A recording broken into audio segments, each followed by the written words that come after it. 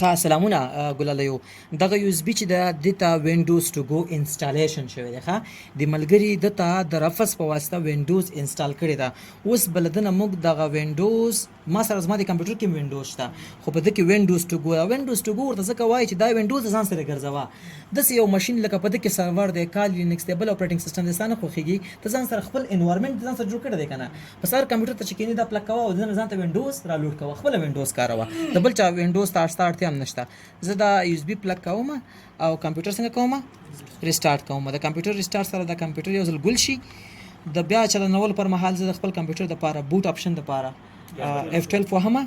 تر څو بوت اپشن راشي لاغه زینه بزبر د یو اس بي نه څه وکم وینډوز ټو گو تیار انسټال د صرف را لوډ کما ښه دلته براشم ګوره زه کمپیوټر کې لیګیسي مشته خو زه لیګیسي نه کاروم زه یو اف آی کاروم زه براشم دلته یو اف آی کې یو اس بي پارټیشن 3 ته دا به انتخاب کما اوس به د سکارو شي ګرانه چې د یو اس بي نه به وینډوز څنګه شي را لوډ شي نو دې ته موږ لږ صبر وکړو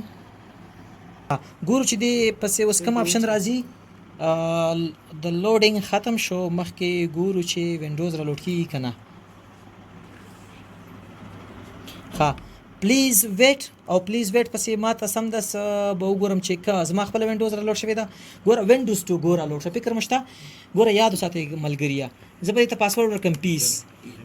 دا یوزر نیم ارسا مغه دی ګوره یو خبره او زما د شخصي دغه نه یوزر نیم اسه چینج شو مخکې ماهر افغانو کنه او اوس چې د وینډوز ټو گو شو نو ګوره یو خبره یاد ساتئ چې تاسو اول ځل د پاره د یو اس بي نه د وینډوز د خپل کمپیوټر لوډ کوئ کنه که خیال مو کړی مخکې د ریکارډینګ ماره لوډ کړه کنه هغه کې وخت ونیو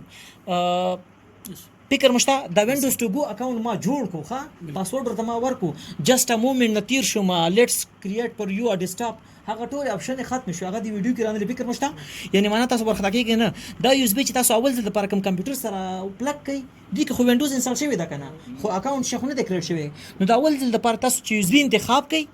او نو تاسو به یوزر اکاونټ هم کریټ کړئ وینډوز باندې انسټال وي وینډوز انسټال دا خو څه شبو کوي را لوډ کول پر مهال تاسو اکاونټ کریټ کړئ هغه ته به یوزر نیم او پاسورډ ورکړئ دا شان برابر کړئ چې دا شان مکر برابر کړل لاغه ورسته چې دا یو اس بي له هر کمپیوټر سره وصلوي بیا په دا اپشن نه راځي نو اول د لپاره تاسو الته ناسو ما وینډوز ټو گو برابر کړل او اکاونټ ته مولم چې ورکو وینډوز ټو گو او پاسورډ به چې ورکو پیس او ډیر وخت ونیو کنه نو دویم ځل لپاره بیا دا کار نه کیږي چې سافټویر اوس انسټال کړئ فري اوس ګوره د دنه ورسته چې کوم دی کنه ګرانه اوس دلته دا لوډ په دې کې چې دا یو اس بي دنه را لوډ ده کنه دلته تاسو رائټ لیکو کا نیو تراشه ځان تخپل سافټویر را انسټال کا صحیح ده ځان ته شو کا سافټویر را انسټال کا فولډر جوړ کا زه ته مای ډیټا خپل ډیټا پکې واچو چې شبکه کا زه ته اوس نمبر کوم لګ لوډ کړئ مای ډیټا دا هر څه پکې ځان ته برابر کا صحیح ده کنه سافټویر انسټال کا انوایرنمنت جوړ کا فولډر جوړ کا فایلونه جوړ کا دا ستا په یو اس بي کې پراته دي د اس بي واخلا بل کمپیوټر کې پلګ کا د ساره ډیټا راځي کنه راځي بالکل دا تاسو ډیټا با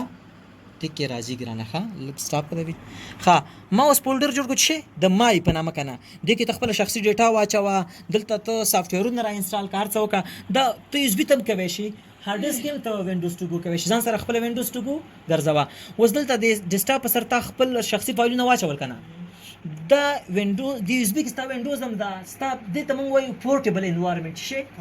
خپل د انوایرنمنت ځان جوړ کړی چې ځان سره ګرځوا دا یو اس بي اخوا کا بل کمپیوټر کې پلګ کا دا مای فولډر با درکې څومره سافټویر چې د انسټال کړي هغه به پکې وي ساجي څومره هر څه وي هغه به پکې وي نو دا اوس د اپس پکې انسټال کابل سره وي نو هغه به ډیپند اساسو د یو اس بي او د هارد ډیسک په سټوریج باندې صحیح ده دې ته وایي چې وینډوز ټو گو او د دې ګټه دام ده د کمپیوټر ته چې ماهر افغان یوزر دا غي پاسورډ ته نه ولته نه ګټه غستې شو نو د خپل یو اس بي سره پلګ کا خپل وینډوز را لوډ کا خپل کمپیوټر را لوډ کا کار وکړه بیت اوټ کا هغه شخص ته پته نه لګي چې څوک لاګین شوی کنه خپل یو اس بي کې به کار کوي کنه خپل انوایرنمنت کې به کار کوي زما پاسورډ درته هم نشته دا کوم انسټالیشن وینډوز ټو گو